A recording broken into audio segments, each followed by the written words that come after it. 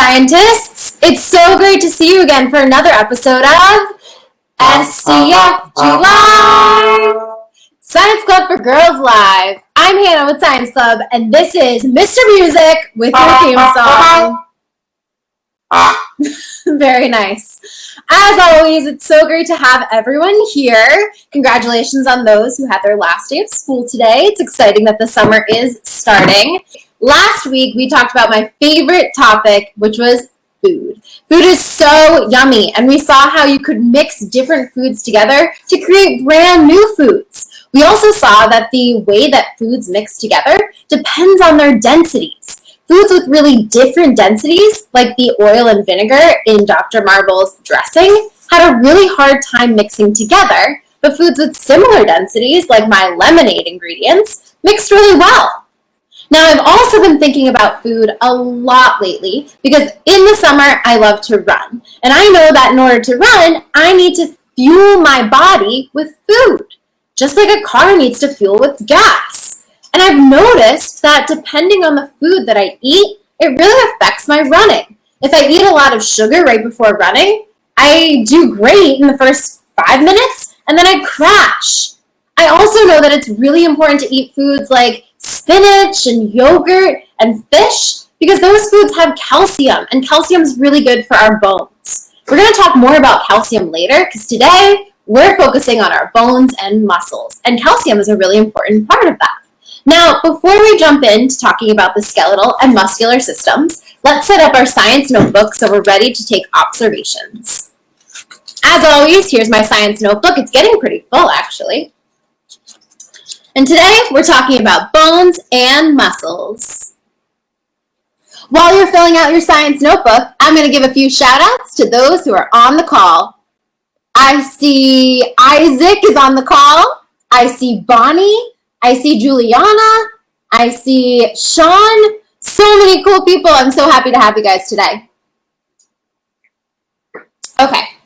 Now, for our first experiment, we're going to focus on the skeletal system. That is the system that involves all of our bones. Now, before I jump in, I want to bring in Dr. Marbles because he is a doctor and he has a lot to say about the skeletal system. So let's bring him in. Dr. Marbles? Just every time! Dr. Marbles! Dr. Marbles! Oh, he's working really hard. Oh! Hey, Hannah! Hey, Dr. Marbles, what are you doing? Oh, I was just exercising. Wow. Well, that's perfect because exercising involves your bones and muscles, and that's what we're talking about today. It does. And I'll tell you, I'm a little bit exhausted. You look winded. Oh, well, thank you. But you're getting a lot of compliments on your headband. Oh, yeah, I gotta fix it. It's not kind of doing its thing. Anyway, it's great to be here and great to see you scientists. Awesome. Well, are you excited to join us to talk about the skeletal and muscular system today? Well, yeah. It's like a lot of what I do. It's a lot of what I trained in. When I trained in medicine, I learned a lot about the skeletal system and the muscles. So I'm excited to talk about it. Awesome. Well, we're first going to talk about the skeletal system. And as you know, the skeletal system involves our bones. Yep.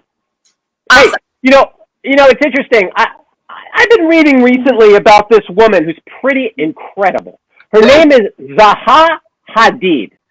And, cool. You know, Hannah, she's one of the most famous architects in the world. Wow. She's originally from Iraq, and she has done some of the most amazing buildings.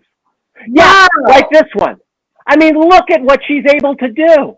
And what I think is, and what's amazing, and what made me think of today's lesson, is that when you look inside her buildings, you can see that there's all sorts of structure and like scaffolding. And it made me think of bones. Exactly. It made me think of bones. Exactly. It looks a lot like bones. In fact, Yeah. just like this scaffolding, if we didn't have bones, our bodies would kind of look like mush. Yeah, I mean, you see here, this is a house, and it may be like a house you live in, or inside those concrete, or inside all of the things on the outside of the house, there's this stick structure. And that's the wood that provides the structure of the house, much like the bones. That's right. And you can see here, there's like the outside of the house is like the skin and the muscles. That's really cool. So when I was reading about architecture, it really made me think about the body and about bones and the way the body is developed and the way the body is made. That's awesome. I agree. Well, just like the structure of a house, bones are really important. In fact, they're important for three main reasons. The first one is very similar to what you were just talking about, Dr. Marbles, in that bones provide our body with structure. In fact, if we didn't have a skeleton, we might look something like that, which is crazy. Yeah, we would just like walk. Exactly. Now, why else are bones important, Dr. Marbles? Bones are super important because they are what the muscles connect to, and they let our body move. Exactly. Life wouldn't be fun without our bones and muscles, right? Nope. That's what lets us move and run and dance. Exactly. Now, our bones also are important for one more reason, in that they kind of act like a shield of armor to protect really important organs in our bodies. Our ribs, for example, help protect our heart, and our skull protects our brain. And those are really important things that allow us to live. Yep. It's like our shining armor. Exactly. Well, I'm curious to learn a little bit more about bones, and specifically what are inside of bones. What are bones made of? So we're going to do a quick experiment. Dr. Marbles, I'll bring you back for the prediction, but I'm going to get started, okay? Sounds good. Awesome. So now that we know why bones are so important and why our skeletal system is so important, it's time to find out what exactly are bones. So the first thing I'm going to do is I'm going to take a bone. Now this is a chicken bone actually left over from my dinner. And I wonder what would happen if I bent that bone. Let's take a look. I'm going to put on some gloves just to be safe. You can also just wash your hands after with some soap and water, which I'm going to do anyway. All right, so let's take a look at this bone. This is a chicken bone. Interesting. And if I was to bend that bone, well, I actually can't really bend it. It's pretty strong. It's a good thing our bones are strong, because if they weren't, we wouldn't be able to lift heavy things and wouldn't be able to walk or really do anything. Now, there is a way that I could bend this bone, and it's through this experiment. So, what I've done is I've placed another chicken bone in a jar with vinegar. We use vinegar a lot in science, especially in chemical reactions. And I've left this bone in the vinegar for 4 days now. I'm curious what is going to happen when I take the bone out of the jar of vinegar. I want to make a prediction, a hypothesis. And for this, we have to go to our favorite segment. Prediction chicken! Prediction chicken!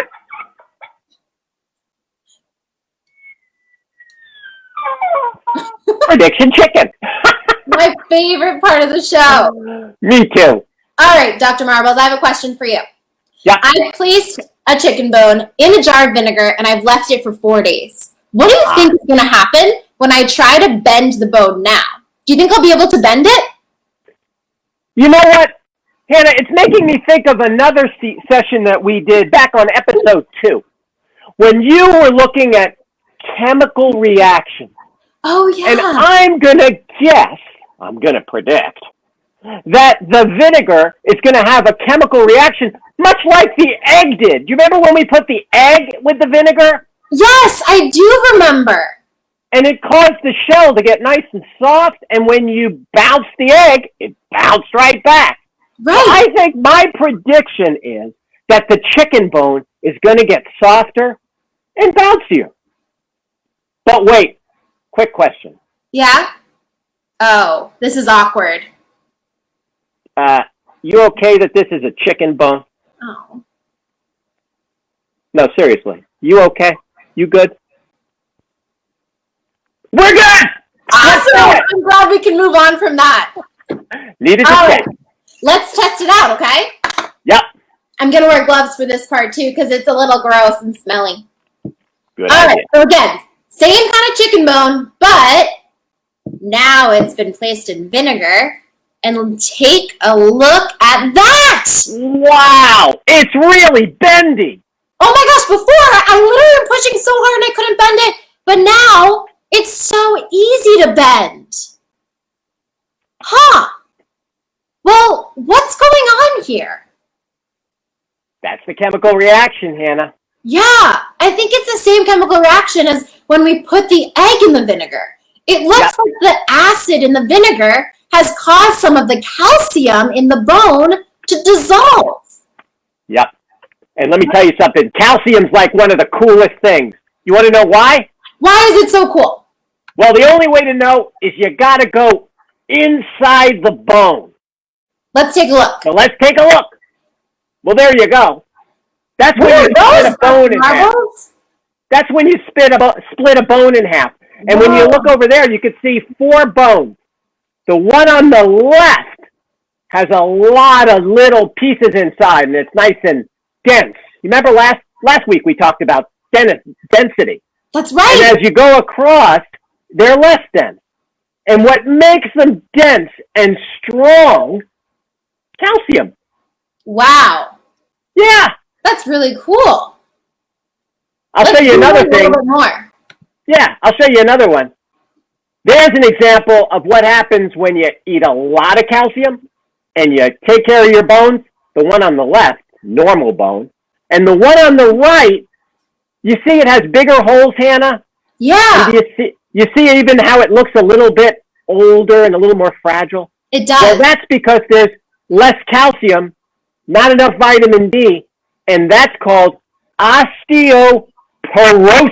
That's a big word. Huge word. Wow. Yeah, I'll show you another one. There's another example. Half a bone, looking at the inside, and you can see dense bone, nice and healthy, and that not dense bone, or osteoporosis. And that can happen. Yeah. I was gonna say, I think this bone might look a little bit like the one on the left, but this bone that's been in vinegar might look a little bit like the one on the right, right? You got it. Exactly. So if you show me, there's what can happen. So as you get older, sometimes you don't have enough calcium or the bones start getting a little older, and as the bones get a little weaker, you can see how you lean forward. Oh, yeah. So we want to keep our bones strong, and we want to eat enough calcium and enough vitamin D. So where do you get that? Delicious food! Like what, Dr. Marbles? Oh, eggs, milk, some cheese, even, green vegetables are a great place for calcium and vitamin D. That's awesome. Take a look at what Abe said. Milk equals healthy bones. That is perfect. I'll tell you somewhere else you can get some vitamin D. Where's that? You're not going to believe this, Hannah. Tell me. The sun! I love the sun. So basically, we should all go outside, sit in the sun, and drink some milk. With sunscreen. Of course. That's really important. Well, thanks so much for telling us that, Dr. Marbles. I think it's important to drink our calcium so we can have bones that look like this and not like this, right? Exactly. Okay. So now I'm going to take a look at how our bones help us to move. I'll bring you back in a little bit, okay? See you soon. Awesome. Now, to do this, we're going to do something pretty cool in that we're going to actually make a model of the human hand to find out how bones work together with muscles to help us move. Okay, so for this, you're going to need a few different materials. The first one is some foam. If you don't have any foam, you can just use paper or cardboard works as well. You'll need some scissors. You'll also need a straw. Paper is better, of course, but if you don't have paper, you can use a plastic straw. A bead, actually a couple beads, and some string. You'll also need some tape as well. Okay, first thing, the fun part. trace your hand on the foam like this. Okay, after you trace your hand, go ahead and cut it out with scissors. Be really careful and ask an adult if you need some help. All right, now that we have our hand, we need to create our straw bones. So go ahead and tape your straw, your little pieces of straw, to your hand. You'll want to do this on each finger. I'm just going to do one so it goes a little bit quicker. Okay, after you've taped your straw to your hand, you'll want to take your string and weave it through the straws. Now, your string might kind of fray apart, so if you need to wet it or put some tape at the end, that works really well. Oh, sorry, I got my bone down here still. All right, so go ahead and weave your string through your straws like so. Weave and pull, weave and pull. All right, now this might take a little while, so I'm gonna zoom ahead. Once you've finished all of your straws and weaved all of your strings, it will look something like this. Now, a good thing to do is to tie some beads at the end of your string and at the beginning to make sure they don't slide through. Now, here's the cool part. When I pull on my strings, watch what happens. It moves just like our fingers move. Pretty cool. I wonder if I could like pick up things and that kind of stuff. And last one. Pretty cool. Now I wonder what this is representing. And for this, we're going to go back to our doctor, Dr. Marbles. Hey, Dr. Marbles. Okay, Hannah. Actually, wait. I want to say hi with the hand. Hi, Dr. Marbles. Hey, Hannah. Isn't this cool? Oh, I love that. All right. Well, I'll tell you something. That is really close to what it's really like inside the body, inside the arm, and inside the hand. Well, hey, Hannah, you want to do a little experiment with me? I would love to. Okay. And maybe the scientists, you guys can do this also at home. Definitely. Let me show you what you need to do. Hannah. Yes. Raise up your hand. Great. Now I want to take you to take your other hand and grab onto the forearm right there. Perfect. Right on your arm. Not too tight. Oh, okay. Nice I know, it was getting a little bit too tight for a second. Yeah, not too tight. And now what you want to do is I want you to wave hello with your fingers. And when you do that, feel what are you feeling in your arm? I'm feeling some movement right here. Yup. You feel What is that? that? That's the muscle. Whoa. Isn't that cool? So that's the muscle working to pull on the tendons that are pulling on your finger. Cool. You want to feel your You want to feel your tendons? I would love to. Wait, what are tendons? Tendons are like the little ropes that were on your experiment. Oh, like these. Exactly. And do these connect the muscle to like our bones? Yup. Cool. And then those little tubes are called ligaments. Cool. So okay, so where are my tendons on my actual arm? Go ahead and put your hand back where it was. And now bring your hand a little bit towards your right, towards your wrist. And do you feel inside there, do you feel some they feel like ropes. Yeah, they do. Yeah. And wiggle your fingers a little bit. Ooh, they're moving. Yeah. Now what I want you to do is rest your hand. Okay. Rest your hand. Scientists, rest your hand. And now I want you to push, squeeze those little tendons. What's happening to your fingers, Hannah? They're moving. Yeah, they're moving because you're moving the tendons and you're shortening them a little bit. So it's just like when I pull the strings. Exactly. Weird. Isn't that cool? So muscles connect to tendons, they duck under the ligaments, and they pull on your fingers. Wow. And that's how we move. That's like a real team effort, huh? Oh, yeah. It's like a machine. That's so cool. In fact, a lot of engineers kind of use the science of hands and ligaments and tendons to make really cool designs like this. Oh my God, that's a robot.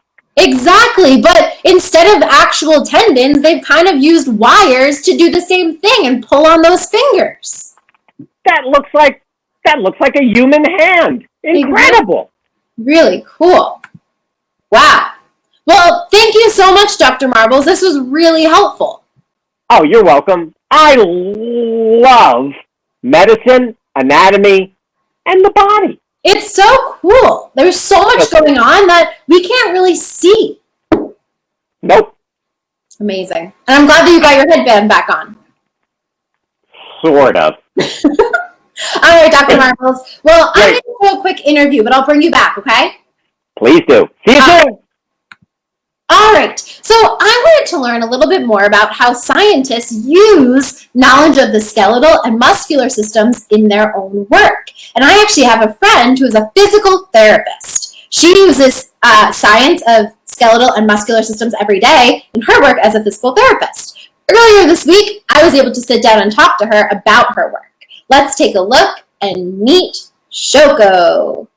Yeah, so my name is Shoko. I'm originally from New Jersey. I came to Boston to go to school and then to work, and right now I work as a physical therapist at a Boston hospital. Cool, that's awesome. And can you tell us a little bit more about what a physical therapist does? Yeah, so I guess the best way to describe what a physical therapist is a movement doctor.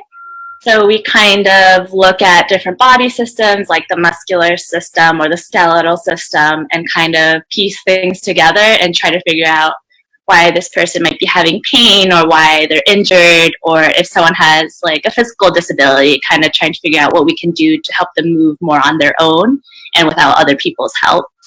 That's awesome. So you kind of mentioned this a little bit when you were just describing what you do as a physical therapist, but in today's episode, we talked about using or what is the skeletal and muscular system.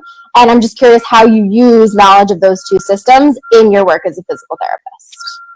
Yeah, so I think, so being a physical therapist, you have to have a pretty strong knowledge of the muscular system and the skeletal system. I think it's most obvious in the outpatient setting. So what the outpatient setting is when people come from home to the clinic, like going to the doctor's appointment. And what we do is take a history, so we kind of ask questions. What were they doing if they're coming here for an injury, when they got hurt, what makes the pain better, what makes it worse. And then we kind of look at how they move while doing that activity. Sometimes it's their back hurts when they're picking something off the ground, and kind of pick out if there's anything different about how they're moving as opposed to how you and I would move. And then after that, we test the muscles, see how strong they are, see how the joints are moving, and kind of seeing the alignment of everything, and then teaching them how to get stronger, working on exercises with them, working on how to move properly so that all the muscles and joints and bones all work together so that they don't get injured again, they get better, and hopefully don't have to come back to the clinic after a while. That's awesome. That's really cool. And how did you come to be a physical therapist? Did you have to go to a special school? Did you have to do special training? What was your path to becoming a physical therapist?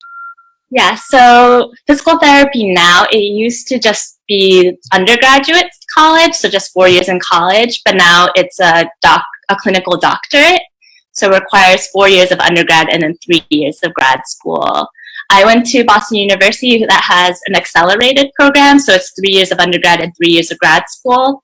And within those 3 years, I did 4 3-month rotations going to different hospitals and different clinics around the country and getting trained on how to be a physical therapist.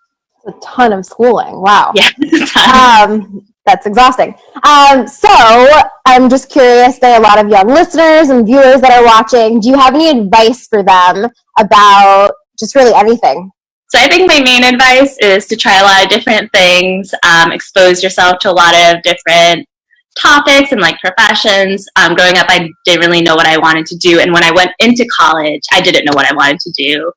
But I I visited different clinics and hospitals and kind of figured out maybe physical therapy is something I wanted to do. And, you know, a lot of people change their mind, and that's okay. You'll find out things you thought you wanted to do, but then ended up not wanting to do, that you ended up not wanting to do it. So I think it's really important to just try different things and figure out what fits you the best. That's great. Well, thank you so much for talking with us. It was great to hear all about your advice and, what a physical therapist does. That it was such a great experience talking to Shoko and learning more about physical therapy. I didn't know about what physical therapists did before this, so it was really interesting to learn more. And it seems like it involves a lot of what we just talked about, so that's really cool. Well, I hope you're able to experience more and experiment more with the skeletal and muscular systems. It's been great seeing everyone. Let's bring Dr. Marbles back one more time because he might have something going on, maybe? Dr.